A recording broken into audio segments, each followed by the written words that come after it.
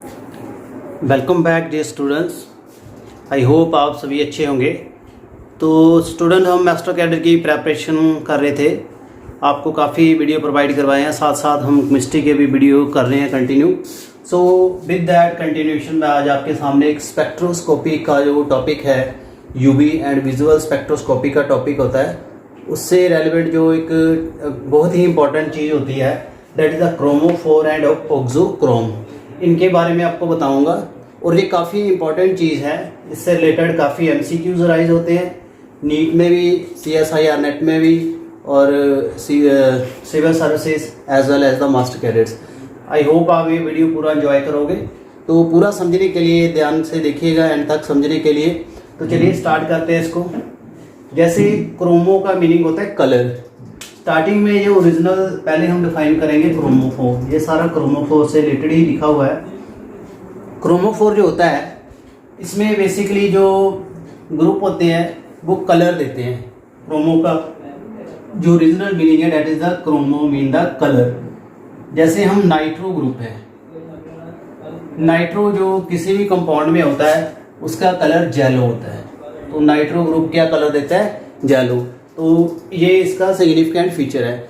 But ये उसकी broader sense है। अब जो क्रोमोफोर है, इसको और एडवांस करके बताया है। इसके अकॉर्डिंग जो है, कोई ग्रुप है जो कि अब्जॉर्प्शन की प्रॉपर्टी होती है और इलेक्ट्रोमैग्नेटिक वेव को जो अब्जॉर्व करता है, और विजिबल और यूवी रेडिएशन में जो वेवलेंथ होती है उसको अब्जॉर्व करता है, लाइट को। So it may not impart colour to solution, may और not. It is not essential condition that it will impart colour. Impart colour वो इतनी मेन कंडीशन नहीं है, कलर इम्पार्ट करेगा भी या नहीं भी करेगा। सो ये आपने नोट करना है। जैसे यहाँ एग्जांपल दी है, C+C, ये ग्रुप है आपके पास। इसमें जो ट्रांजिशन होती है, इलेक्ट्रॉन जो है डबल बॉन्ड है, इसलिए पाई ट्रांजिशन है। इसमें पाई टू पाई स्टार जो ट्रांजिशन होगी, इसके ऊपर भी कभी हम वीडियो करेंगे। तो इसकी जो मैक्सिमम अब्जॉर्प्शन वेवलेंथ है, दैट इज 175 नैनोमीटर, और इसकी जो मॉलिकुलर अब्जॉर्बिविटी है, Emax है 15,000 है, और जो सॉल्वेंट जो है वेपर फॉर्म में एग्जिस्ट करता है। तो एग्जांपल है। साथ में ट्रिपल बॉन्ड है, नाइट्रो ग्रुप है, साइनाइड ग्रुप है, जो इसमें N to pi star transition होती है।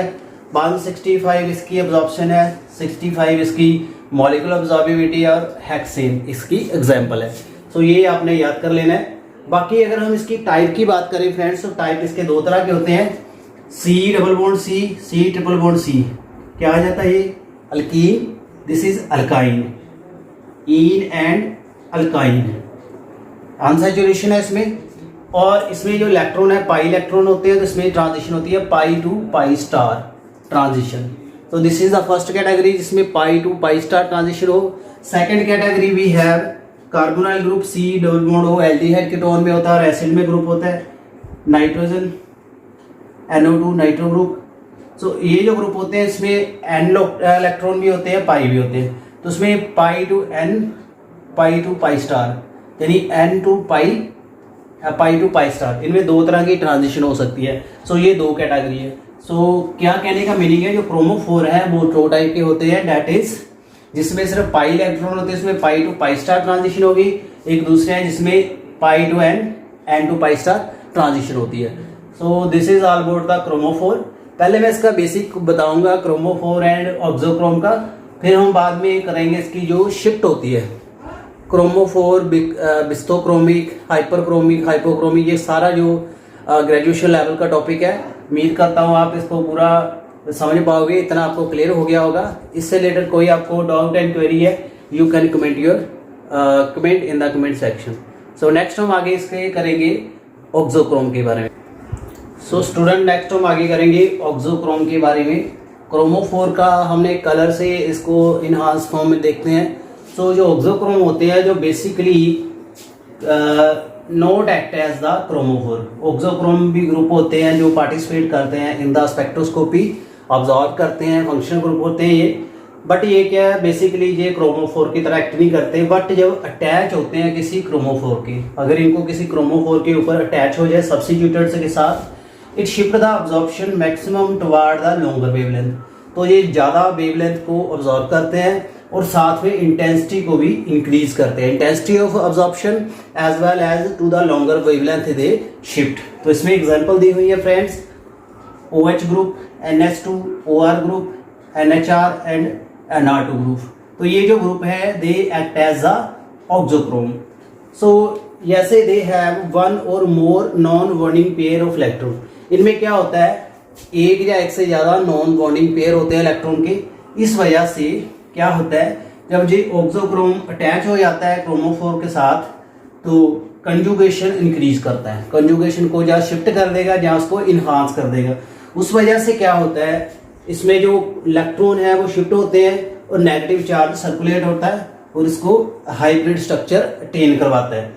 और इस कंजुगेशन की वजह से इनमें जो है इंस्टेबिलिटी आ जाती है, इसकी जो एनर्जी डिफरेंस आता है, इसकी जो एनर्जी है चेंज हो जाती है, डेल्टा ही आ जाती है, इसकी जो बॉन्ड एनर्जी है, रेजोनेंस एनर्जी चेंज हो जाती है। इस वजह से ये ग्राउंड स्टेट से जब एक्साइटेड स्टेट में आएंगे तो इसमें एनर्जी डिफरेंस आ जाता है। जब ये एनर्जी डिफरेंस आता है तो that shift to the long wavelength. तो मैं उम्मीद करता हूँ इतना आपको क्लियर हो गया होगा। जैसे हम इसकी एग्जांपल करेंगे बेंजीन के साथ, इतना उम्मीद करता हूँ आपने नोट कर लिया होगा। अगर हम देखें बेंजीन,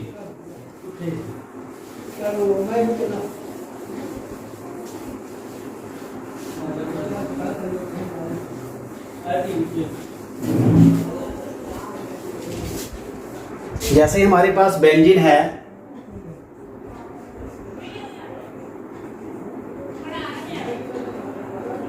बेंजीन के साथ जब हम NH2 ग्रुप लगा देंगे, that is a amino group, जब हमारे साथ यहाँ लग जाएगा NH2 तो that is converted to the aniline. तो एनालीन में कन्वर्ट हो जाता है, ये आपको पता है। अब ये ग्रुप जब लग जाता है तो इससे क्या चेंजेस आती हैं। सो इसकी जो अब्जॉर्प्शन मैक्सिमम है, लैम्डा मैक्सिमम है, ये 255 नैनोमीटर से आगे शिफ्ट कर जाएगी टू द 280, इंक्रीज हो जाएगी। और इसी वजह से जो इंटेंसिटी है ई मैक्स जो है 203 नैनोमीटर से इंक्रीज हो जाती है, that is 1430 nanometre. So this is the effect of the auxochrome. अब ऑक्सोक्रोम इसके साथ जुड़ गया तो ये क्या हुआ, इसको इंटेंसिटी भी शिफ्ट कर रहा है और इसकी वेवलेंथ को भी इंक्रीज कर रहा है। तो जो NH2 ग्रुप है इसमें date extending the conjugation in the benzene and by participation of the non bonding pair of electron, so इसकी conjugation करवा देता है, तो इस वजह से इसमें ये चेंज हो जाती है। तो मैं उम्मीद करता हूँ आपको ये सारा क्लियर हो गया होगा, इसका ऑक्सोक्रोम का एंड क्रोमोफोर का कंसेप्ट। ऐसे ही हम इसकी एग्जांपल देख सकते हैं, जो एजोबेंजीन है, एजोबेंजीन जब बनती है तो इसमें भी चेंजेस आती हैं। तो इसमें जो ग्रुप लग जाता है इथॉक्सी ग्रुप, जब हम एजोबेंजीन का ड्रॉ करके देखते हैं, इसमें बेंजीन और एनालीन का फैक्ट आपने समझ लिया होगा। जो NH2 जब ऑक्सोक्रोम लग रहा है इसकी इंटेंसिटी भी वेवलेंथ भी इंक्रीज कर रहा है। तो अब हम देखेंगे आगे एजोबेंजीन, एजोडाइज होती है ये। This is the structure of the azobenzene. So इसका क्या इफेक्ट होता है। सो जो एजोबेंजीन है, जब इसके साथ आपका इथॉक्सी ग्रुप लग जाएगा OC2H5, this is the ethoxy group. अब इसके लगने से क्या होता है, जो एजोबेंजीन है it is convert into para ethoxy azobenzene. अब क्या बन गया ये, पैरा इथॉक्सी एजोबेंजीन। सो इसके इफेक्ट से क्या इंक्रीज हुआ, जब ये ग्रुप लग गया तो इससे क्या होगा, तो इसकी जो अब्जॉर्प्शन है 320 से 385 हो जाती है। लैम्डा मैक्सिमम जो है 320 से क्या हो जाएगी आपकी 385। तो ई मैक्सिमम जो है वो भी साथ में इंक्रीज करेगी, डेट विल बी 21,000 से 42,000 हो जाएगी। तो this is the very increase effect. So क्या कह रहे हैं हम आपको, जो एजोबेंजीन है जब इसके साथ इथॉक्सी ग्रुप लग जाएगा, ethoxy ethane, this is the azobenzene, this is the ethoxy ethane. तो इसके इफेक्ट से क्या होता है, जो हाइपर कंजुगेशन होती है, हाइपर कंजुगेशन होगी, एंड इलेक्ट्रॉन ट्रांजिशन होगी between pi to pi star, n to n star, it may be. So इस इफेक्ट की वजह से क्या होता है, इसकी एनर्जी डिफरेंस आता है। एनर्जी डिफरेंस आने से, और ये वेवलेंथ जो पहले 320 वाली ऑब्जर्व कर रहे थे, अब ये क्या करेंगे 385, एंड इसकी एनर्जी जो है वो, इसका इंटेंसिटी है एब्जॉर्प्शन, वो भी 21,000 से 42,000 बन गई। सो मैं उम्मीद करता हूँ आपको ऑक्सोक्रोम एंड क्रोमोफोर का इफेक्ट क्लियर हो गया होगा। आगे हम आपको इसकी डिफरेंट शिफ्ट करवाएंगे। 4 शिफ्ट होती हैं, या तो उसमें वेवलेंथ कम होती है या ज़्यादा होती है, या तो इंटेंसिटी ज़्यादा होगी या कम होगी। उस वजह से 4 तरह की शिफ्ट होती है in the UV spectroscopy. So student, मैं होप करता हूँ आपको इतना क्लियर हो गया होगा। नेक्स्ट हम आगे आपको करवाने जा रहे हैं various kind of the absorption and intensity shift. Absorption and intensity की शिफ्ट हो जाती है, यानी वेवलेंथ भी शिफ्ट हो जाती है और इंटेंसिटी भी शिफ्ट होती है। इस वजह से कैसे होता है, जब उसकी पोजीशन चेंज कर देंगे, या जो उसमें ऑक्सोक्रोम ग्रुप चेंज करेंगे, कंजुगेशन चेंज हो जाएगी, उसके इफेक्ट से ये चीज़ें आती हैं।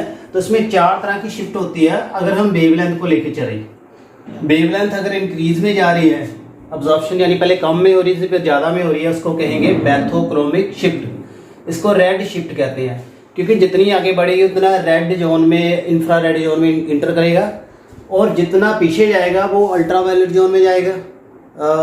तो इसको कहते हैं blue shift, that is the hypsochromic. This is about the absorption wavelength. अब हम इसकी इंटेंसिटी की बात करें, अगर इंटेंसिटी अब्जॉर्प्शन इंक्रीज हो रही है इसको कहेंगे हाइपरक्रोमिक शिफ्ट, अगर कम हो रही है that is the hypochromic shift. This is the graphical representation, ये आप नोट कर सकते हैं यहाँ से, it is very useful information. अब हम ये चीज़ें कैसे आती हैं, क्या इसके इफेक्ट्स होते हैं, ये आपको करवाएंगे। इतना पहले नोट कर लीजिए आप।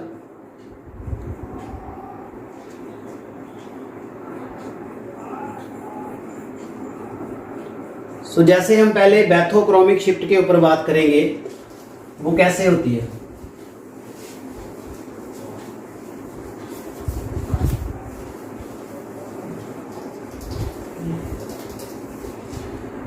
जो आपकी बैथोक्रोमिक शिफ्ट है,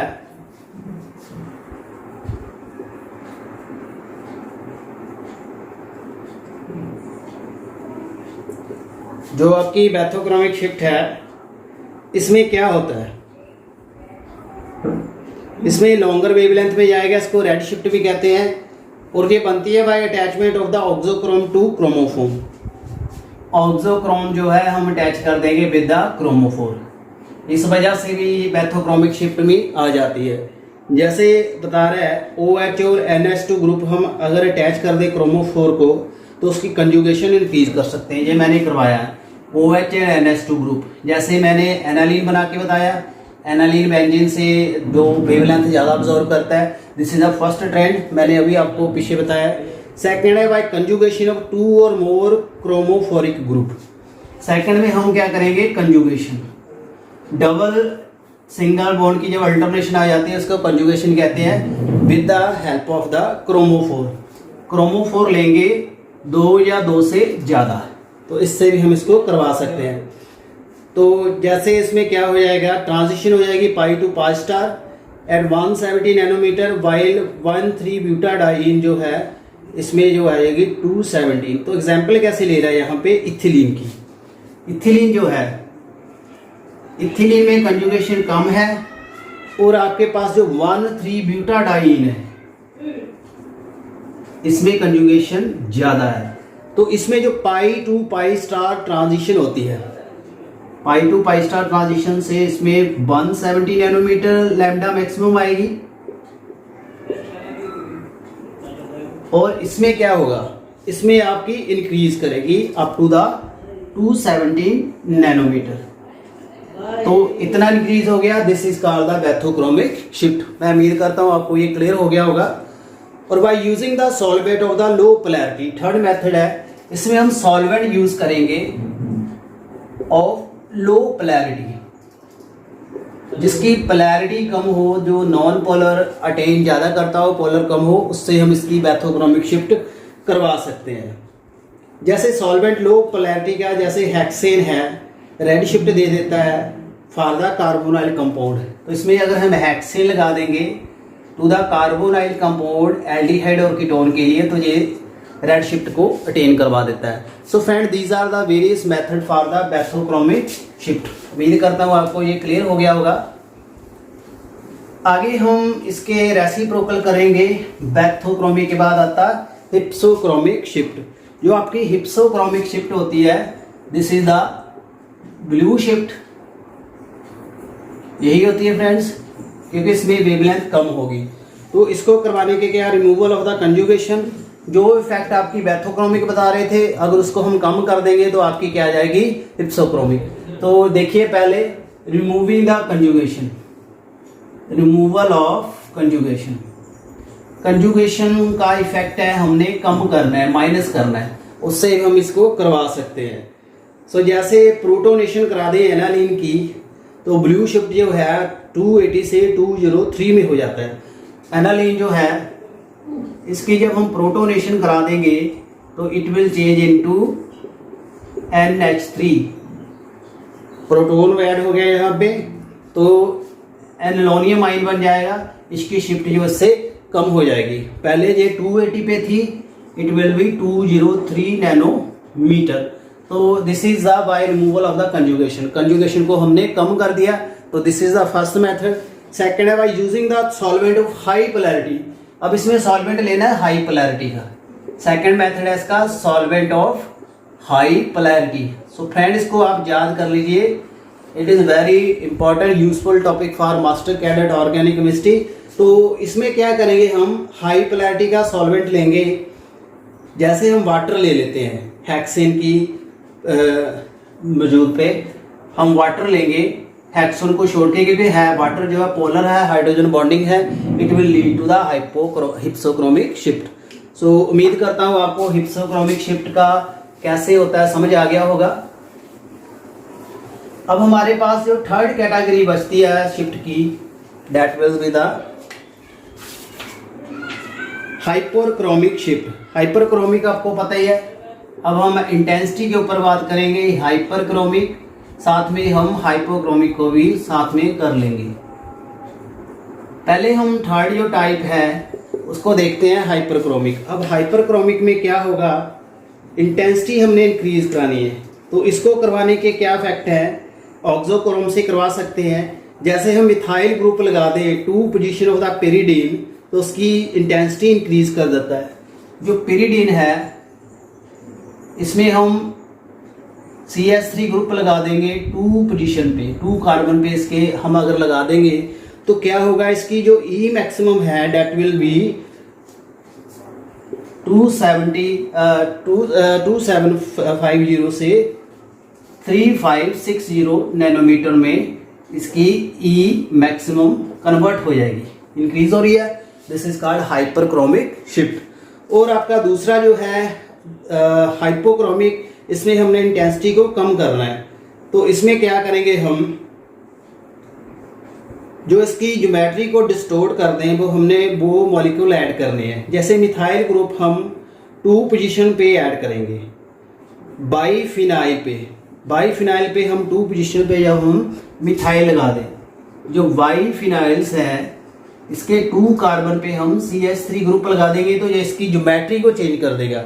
अब इसकी जब ज्योमेट्री चेंज हो जाएगी तो इसकी इंटेंसिटी कम हो जाएगी। तो इसको करने से हम इसकी 250 से 237 तक ला सकते हैं। So friend this was all about the hyperchromic as well as the hypochromic shift.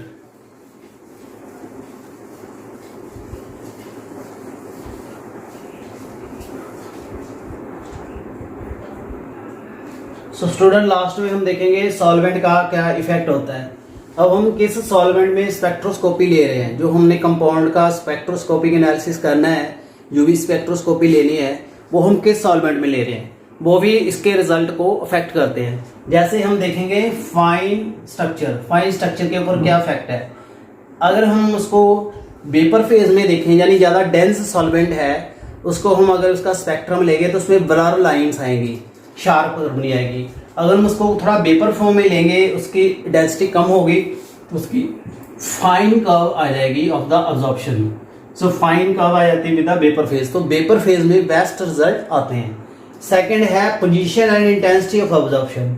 इसमें जो नॉन पोलर है उसका इतना सिग्निफिकेंट रोल नहीं होता, बट अगर हम alpha beta unsaturated compound add कर दें पोलर जो है विद द कार्बोनाइल ग्रुप के साथ अगर हम इसको अटैच कर दें तो इसकी जो इंटेंसिटी है उसको चेंज कर सकते हैं, एज वेल एज वेवलेंथ को भी चेंज कर सकते हैं। तो ये दो तरह से कराते हैं, n pi star transition and pi star transition.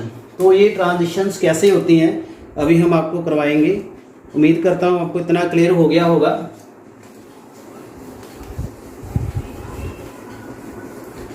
First जो आपकी ट्रांजिशन है that is the n pi star transition.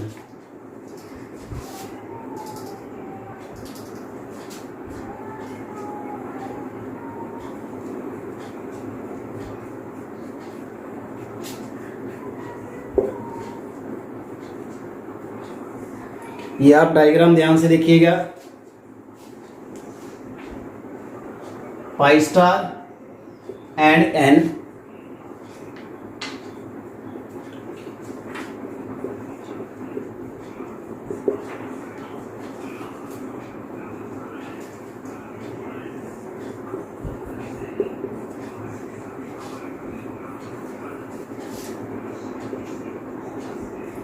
सो ये आपकी जो ट्रांजिशन है एन टू पाई स्टार। अब यहाँ से आपको पूरा विजिबल हो रहा होगा, इसमें जो E2 एनर्जी है delta E2 that is greater than delta E1। Clear है फ्रेंड्स। अब इसमें एनर्जी इंक्रीज हो रही है। सो यहाँ पे है नॉन पोलर सॉल्वेंट, यहाँ पे है polar solvent. So non polar solvent में जो एनर्जी है n to pi star transition में कम होगी, इसकी ज़्यादा होगी। तो जितनी एनर्जी ज़्यादा होगी इसकी एब्जॉर्प्शन जो है ज़्यादा होगी। दिस इज कॉल्ड द आपका एन और पाई स्टार ट्रांजिशन। अगर हम इसकी पाई टू पाई स्टार ट्रांजिशन को देखेंगे तो ये इससे रिवर्स आएगा। पाई टू पाई स्टार ट्रांजिशन देखेंगे तो ये थोड़ा यहाँ पे नैरो हो जाएगा। यहाँ से ही बना देते हैं,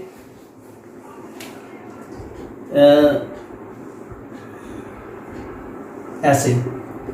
अब देखिए इसमें अब E2 जो है that is less than the delta E1। समझ आ गया। तो अब यहाँ जो ट्रांजिशन है that is to pi star transition. This is the pi star, this is the pi transition. तो इसमें क्या है, non polar and polar, non polar and polar solvent. Non polar में एनर्जी ज़्यादा होती है, पोलर में एनर्जी कम हो जाएगी।